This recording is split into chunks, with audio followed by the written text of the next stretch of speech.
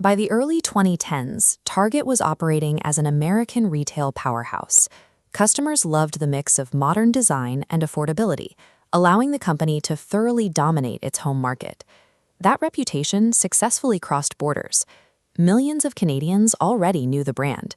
Many treated the U.S. locations as a retail destination, regularly driving across the border specifically to shop there.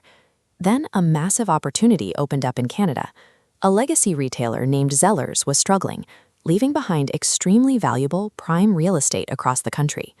Instead of building a presence slowly, Target leadership decided to take over the market immediately. They acquired the leases for more than 100 of those vacant locations. The company entered the country with enormous brand awareness, highly desirable real estate, and billions of dollars to spend. Yet within a few short years, the entire project would completely collapse. Most successful retailers test a new international market before committing. They open a few locations, learn the regional logistics, and study local consumer habits. Target, however, skipped the testing phase entirely. They committed to launching over 100 stores in an incredibly compressed timeframe. This map shows the locations of Target's newly acquired Canadian leases. Activating this massive network all at once required coordinating hundreds of store renovations, building new supply chains, and training thousands of employees.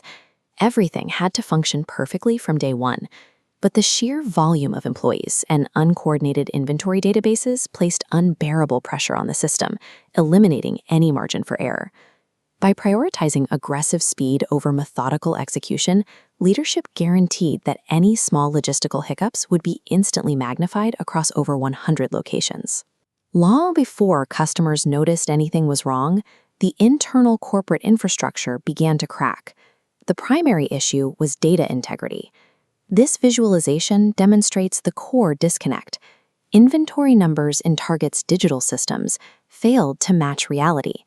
Products appeared fully stocked in software, while physical warehouse shelves sat there. As they managed thousands of products, these data errors multiplied and flooded the system. Inside the newly built distribution centers, workers were paralyzed. They struggled to locate physical inventory because their instructions were based on broken digital coordinates. This breakdown completely severed the operational artery connecting the supply warehouses to the retail floors. Retail relies entirely on accurate inventory mapping. When a database stops providing reliable information, trucks don't move and products don't ship. The company was suffering a fatal internal systems failure before the majority of the public even walked through the front doors. When Canadians finally entered the newly renovated, highly anticipated locations, everything looked familiar. The branding was clean and the checkout lanes were pristine. Then they walked into the actual aisles. Shoppers found partially bare sections or completely empty shelves. The illusion of the polished retail destination shattered instantly. Customers couldn't understand how a massive corporation could spend billions opening up stores and fail to keep products in stock. And the items that actually made it to the floor introduced a second major problem: pricing. Because Canadians frequently shopped at U.S. Targets, they expected similar deals. Instead, they discovered products costing noticeably more. Target had trapped itself. By building so much early hype, they created expectations for stellar selection and value that their broken supply chain simply couldn't meet. Frustrated shoppers began comparing prices online, posting photos of barren aisles, and asking on social media, "Why should I shop here?" Even if some price differences were justified by local logistics, perception became reality. The brand spent its enormous initial goodwill rapid rate, destroying consumer trust in the process. Without that crucial consumer trust, daily foot traffic rapidly flatlined, while the costs of running the massive operation remained astronomically high. If Target had opened only 10 stores, they might have had the time and resources to diagnose the inventory bugs and adjust their pricing. But they were locked into managing over 100 failing locations simultaneously. The financial drain was immediate and severe, with their operating losses quickly scaling into the billions of dollars.